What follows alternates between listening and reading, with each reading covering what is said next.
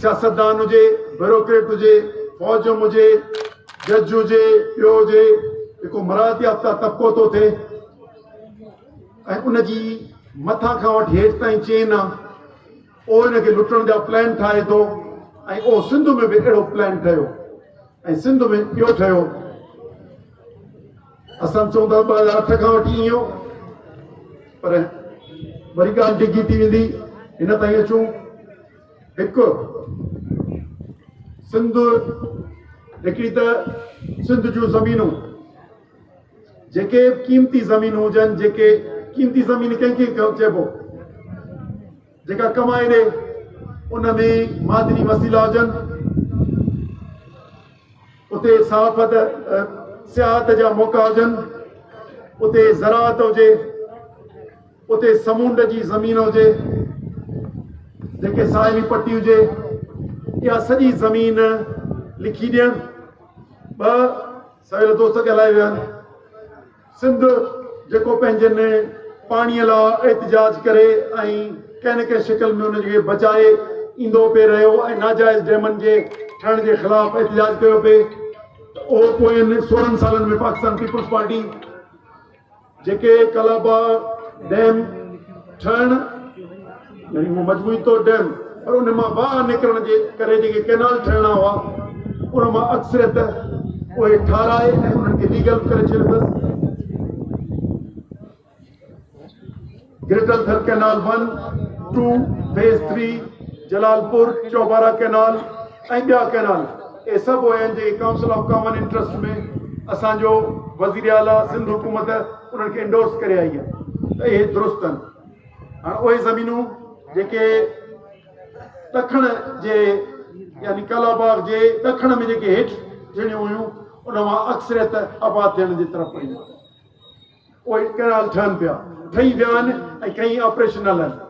ॿिया जेके flood canal, जीअं रोशन चई वियो, इन लाइ या त ॿोॾि जे ज़माने में उन पाणी खे निकाल कंदासूं, उहे मुस्तक़िल करण में हिन हुकुमराननि साथ ॾिनो। 3, सिंध जी हिकिड़ी कमांड एरिया आहे, 1.25 लख एकड़नि जे लॻभॻि सिंध जी कमांड एरिया आहे, जंहिंमें ज़राअत 1.25 करोड़ एकड़ जे लॻभॻि आहे। हाणे नॉन कमांड एरिया आहे, जेका जिते पाणीअ जो शाखुनि जो सिस्टम न आहे या उहे रेगुलर न आहिनि, उन में ज़मीनूं उत्तर सिंध खां वठी समुंड ताईं, उत्तर सिंध जे बचा थो सखर खैरपुर खां वठी बदीन ताईं मुख़्तलिफ़ एरियाज़ में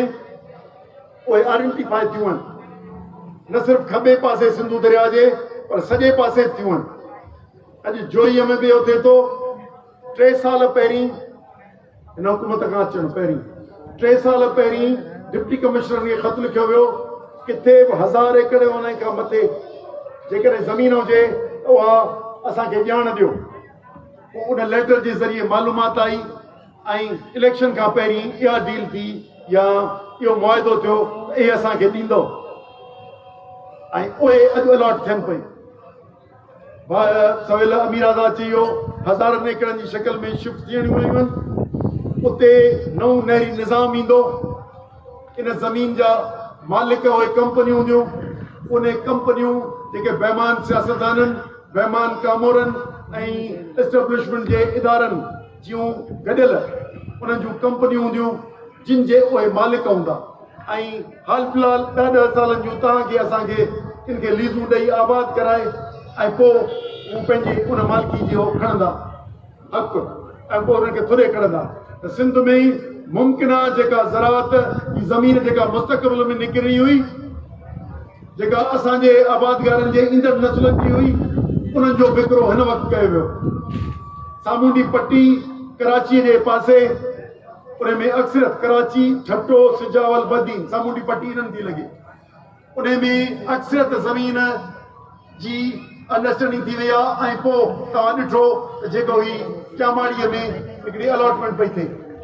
कमर्शियल प्लॉटिंग कंदा खपाईंदा, उहा बि नाले ते पई आहे थिए त बाबा शहीदनि जे नाले ते, कंहिंखे कहिड़े नाले ते, मक़सदु त उनजो विरासत थी वई। हाणे इन ज़मीनुनि जी विरासत थी वञे मौजूदा पाणी जो निज़ाम जेको आहे उन में नवां कैनाल मथे ठही वञनि, सिंध जूं ज़मीनूं ठहनि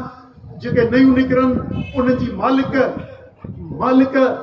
कंपनियूं हुजनि ऐं गैर मुल्की ऐं धारिया हुजनि या बेमान हुजनि, ये फैसला थी चुका आहिनि। ॿी एजेंडा जेका ही खणी आयो ज़रदारी माफ़िया पाकिस्तान पीपुल्स पार्टी, उहा सिंध खे विराइण जी जेका सिंध 2012 में उन्हनि खे मुंहं ते उछलाए हई, उहा सिंध असेंबलीअ जा गैरत खां वांझियल तव्हांजो MPA उन बि सिंध खे टोड़ जो फ़ैसिलो कयो, जेको ख़बर न आहे 2012 में ताईं केरु MP हो। तव्हांजो MPA हूंदा, ॿिन्ही MPAs जेको सो सिंध खे विराइण जो 2012 में वोट कयो। अॼु बि उन क़ौमी गद्दार जमायत ऐं फ़र्द जेके सिंध खे विकिणनि पिया ऐं सिंध खे विराइण लाइ कोशिशि कयूं, अॼु उहे नुमाइंदा आहिनि तव्हांजा। उन खां सवाइ सिंध जी डेमोग्राफी तब्दील करणु, डेमोग्राफी सम्झो था, यानी ॿाहिरीं आबादी हिते मुंतकिल करे हितां जे माण्हुनि खे अक़लियत में तब्दील करणु, उनजो कीअं बंदोबस्तु कयूं। गैर मुल्की जेके अचनि उन्हनि जूं कॉलोनियूं ठहनि, उन्हनि खे सहूलियत थियनि, उनजा कार्ड ठहनि, उन्हनि खे हिते मुंतकिल कनि हिकु ऐं उन्हनि खे सेटल कनि, त जीअं हिते जेका सिंधी माण्हू पंहिंजे वतन जे विरासत जे ख़िलाफ़ विढ़े थो, पंहिंजी ॿोलीअ सां मोहबत करे थो, त इन सॼे डेमोग्राफी खे तब्दील करियूं ऐं मुस्तक़बिल में पोइ वरी सिंध खे विराइण जो फ़ैसिलो करियूं। त डेमोग्राफी खे तब्दील करणु, जाग्राफी खे विराइण, सिंध जी जाग्राफी खे विराइण, हितां जे वसीलनि मादनी वसीलनि ते क़ाबिज़ थियणु, ज़रई ज़मीन पाणी मिल्कियत ते कब्ज़ो करणु, ए सभु मामला आहिनि, ए सभु ॾेई कंपनियुनि खे ऐं उन जे एवज़ हुकुमरानी वरिती आहे। इन लाइ तव्हां वटि आया आहियूं। इहा सॼो केस तव्हां सम्झंदो त करोड़े माण्हुनि खां वञी ॻाल्हायूं न, ही सॼा जॾहिं सिंध जा करोड़े माण्हू सम्झंदा असांजे हीअ हुकुमरानी हीअ चूंडुनि जे ज़रिए न पर के सौदे जे ज़रिए आई आहे, ऐं सौदे में सिंध जो पाणी, सिंध जूं ज़मीनूं, सिंध जो समुंड विञायो अथऊं, त क़ौमी गैरत जागे ऐं पंहिंजा विञायल जेके सौदे में ॾिनल आहिनि ए वरायूं। पंहिंजो ज़हन ठाहियो, पंहिंजे तव्हां ॿुधायो त 3 तहलका आहिनि तव्हां वटि घणियूं आहिनि यूनियन काउंसिलूं? 28 यूनियन काउंसिलूं आहिनि। उते उन्हनि में जिते जिते कारकुन आहिनि, हिकु हिकु माण्हू पहिरीं पाण सम्झो, उहो ॿियनि जा ज़हन ठाहियो ऐं सम्झो त ही जेके मराहत याफ़्ता माण्हू आहिनि, जेके रिआयतूं वठी वेठा आहिनि या मेंबर वेठा आहिनि, उन्हनि सौदो कयो आहे। हाणे या त उन्हनि खे वोट तव्हां ॾिनो आहे या जिन ॾिनो आहे उन्हनि जो घेरो करियो। अंदरी खाना जंगी ते खाना जंगी न, उन्हनि खे क़ौमी गैरत खां वांझियल MPAs जे दरनि ते तव्हां टंगियो, उन्हनि जे ख़िलाफ़ एहतिजाज करियो, उन्हनि खे राग़ब करियो किथे ख़ानगी महफ़िलुनि में अचनि त उन्हनि खे चओ त तव्हां ही ज़मीनूं तव्हां दुआ घुरण ईंदा ज़रूरु कंहिं न कंहिं तॾहिं ते चवनि त सिंध जो पाणी विकिणी आया आहियो,